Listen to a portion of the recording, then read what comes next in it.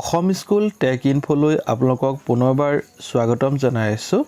আজি এই ভিডিঅ'টোৰ জৰিয়তে মই কেনেকৈ ছাত্ৰ-ছাত্ৰীক প্ৰমোশ্যন বা কেনেকৈ ড্ৰপ বক্সত ভৰাব লাগে তাৰ বিষয়ে এটা ভিডিঅ' প্ৰস্তুত কৰি দিছোঁ। বিভিন্ন বিদ্যালয়ৰ শিক্ষক-শিক্ষয়িত্ৰীসকলে তেওঁলোকৰ এই কামখিনি ইতিমধ্যে কৰি সম্পূৰ্ণ কৰিছে বা কৰি আছে। হয়তো দুই এজন শিক্ষক-শিক্ষয়িত্ৰীয়ে হয়তো এই কামটো নেজানিবও পাৰে বা কৰ্মচাৰীয়ে এইটো কাম নেজানিব পাৰে। সেই গতিকে আপুনিও শিকি থওক যে কেনেকেনো ছাত্ৰ-ছাত্ৰীসকলক এটা ক্লাছৰ পৰা আন এটা ক্লাছলৈ প্ৰমোট কৰিবলগীয়া হয়, যাতে পৰৱৰ্তী পৰ্যায়ত আপোনালোকে কামখিনি নিজেই কৰিব পাৰিব আৰু আপোনালোকৰ বিদ্যালয়ৰ যিখিনি ছিষ্টেম সেই ছিষ্টেমখিনি সুচাৰুৰূপে আপোনালোকে সম্পন্ন কৰিব পাৰিব।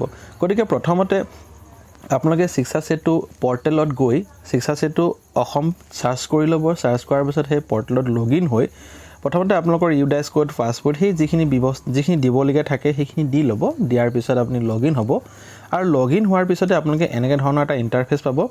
ইয়াতে 3 ডট অপশ্যনটোত আপোনালোকে ক্লিক কৰিব। ক্লিক কৰাৰ পাছত আপোনালোকে ইয়াত এটা অপশ্যন দেখা পাইছে, সেইটো হৈছে ষ্টুডেণ্ট মেনেজমেণ্ট। সেই ষ্টুডেণ্ট মেনেজমেণ্ট অপশ্যনত আপুনি আহিব। তাতে বিভিন্ন আৰু অপশ্যন দেখা পাব ক্লিক কৰাৰ লগে লগে। সেয়ে তাতে আপুনি দেখা পাইছে প্ৰমোশ্যন আৰু ৰিপিটাৰ। এই প্ৰমোশ্যন আৰু ৰিপিটাৰত আপোনালোকে সিলেক্ট বা ক্লিক কৰি ল'ব। ক্লিক কৰাৰ পাছত এনেকৈ ধৰণৰ এটা ইণ্টাৰফেচ ওলাইছে, য'ত আপুনি হয়তো কনফিউজো হ'ব পাৰে। সেইকাৰণে আপুনি এই ভিউ অপশ্যনটোত ক্লিক কৰিব। ভিউ অপশ্যনটোত ক্লিক কৰাৰ লগে লগে তো ইয়াতে আপুনি ফিল্টাৰ এটা অপশ্যন দেখা পাইছে। সেই ফিল্টাৰ অপশ্যনটোত আপোনালোকে ক্লিক কৰিব। ক্লিক কৰাৰ পাছত প্ৰথমতে আপুনি আপোনালোকৰ যিটো হায়াৰ ক্লাছৰ ষ্টুডেণ্টখিনি অৰ্থাৎ ক্লাছ 10ৰো আপোনাৰ হায়াৰ ক্লাছ হ'ব পাৰে আৰু যিসকল ছাত্ৰ-ছাত্ৰীয়ে পাছ কৰিলে তেওঁলোকক প্ৰমোট কৰি দিব আৰু যিসকলে বিদ্যালয়ত নাই বা কিবা কাৰণত বেলেগলৈ গুচি গ'ল তেতিয়া তেওঁলোকক ড্ৰপ বক্সত ভৰাই থ'ব। আৰু যদি আপোনালোকৰ ক্লাছ সৰ্বোচ্চ ক্লাছটো বা হায়াৰ ক্লাছটো যদি 10 হয় তেতিয়াহ'লে প্ৰথমতে আপুনি 10ৰ ছাত্ৰ-ছাত্ৰীসকলক প্ৰমোট কৰিব। যিহেতু ইতিমধ্যে এতিয়া মেট্ৰিক পৰীক্ষাৰ যিহেতু ৰিজাল্ট দিয়া নাই, সেই গতিকে আপুনি তেওঁলোকক ড্ৰপ বক্সত ভৰাই থ'ব সদ্যহতে।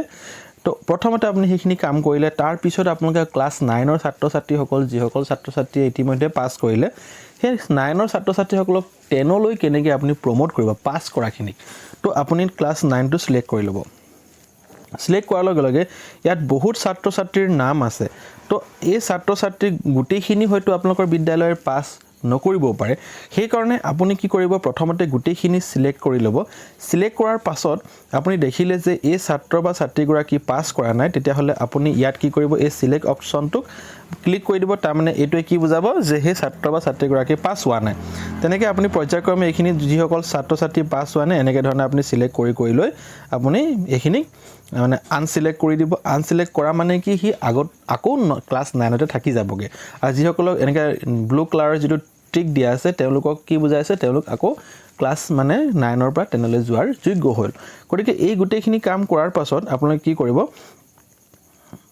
মই যিকোনো এটা ছাত্ৰক দেখুৱাই দিছোঁ। ধৰি লওক এই ছাত্ৰগৰাকীক মই প্ৰমোট কৰিব লাগে, এটা ক্লাছৰ পৰা আন ক্লাছলৈ নিবলৈ। তো আপুনি একেবাৰে শেষত আহিব।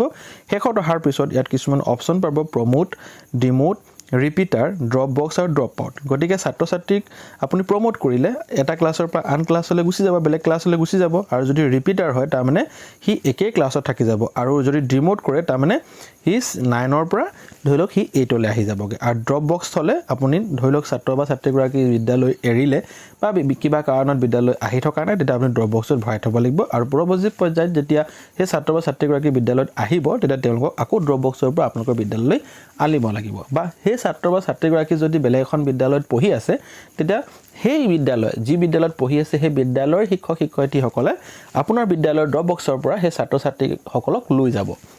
গতিকে তাত আপোনাৰ কৰিবলগীয়া একো কাম নাই। চ' আপুনি এই প্ৰমোট অপশ্যনটোত ক্লিক কৰিব। যি ছাত্ৰ বা ছাত্ৰীগৰাকীক মই চিলেক্ট কৰি থৈছোঁ, সেই চিলেক্ট কৰা ছাত্ৰগৰাকীক মই প্ৰমোট কৰিবলৈ হ'লে প্ৰমোট অপশ্যনত ক্লিক কৰি ল'লোঁ। ক্লিক কৰাৰ পাছত ইয়াতে আপোনাৰ এটা অপশ্যন ওলাইছে, সেইটো হৈছে প্ৰমোট টু ক্লাছ। আপুনি কোনটো ক্লাছত প্ৰমোট কৰিবলৈ, নিশ্চয় আপুনি ক্লাছ 9ৰ ছাত্ৰক যেতিয়া প্ৰমোট কৰে তেওঁ ডেফিনেটলি 10লৈ যাব। সেইকাৰণে 10 অপশ্যনটো চিলেক্ট কৰাৰ পাছত ইয়াত প্ৰমোট অপশ্যনটোত আপুনি ক্লিক কৰি দিব। চ' প্ৰমোট অপশ্যনটো ক্লিক কৰাৰ লগে লগে সি ডাইৰেক্টলি কি কৰিব, ক্লাছ 9ৰ পৰা 10লৈ গুচি যাব। যিহেতু এই ছাত্ৰ বা ছাত্ৰীগৰাকীক মই বৰ্তমান প্ৰমোট কৰিব বিচৰা নাই, সেইকাৰণে প্ৰমোট মই নকৰোঁ। গতিকে এই সৰু ইনফৰমেশ্যনটো দিবৰ কাৰণে আজি ভিডিঅ'টো প্ৰস্তুত কৰিছিলোঁ। যদি ভিডিঅ'টো ভাল পাইছে লাইক, শ্বেয়াৰ, কমেণ্ট কৰি দিব। ভিডিঅ'টো সম্পূৰ্ণ হিচাপে অশেষ ধন্যবাদ। থেংক ইউ ফৰ ৱাচিং।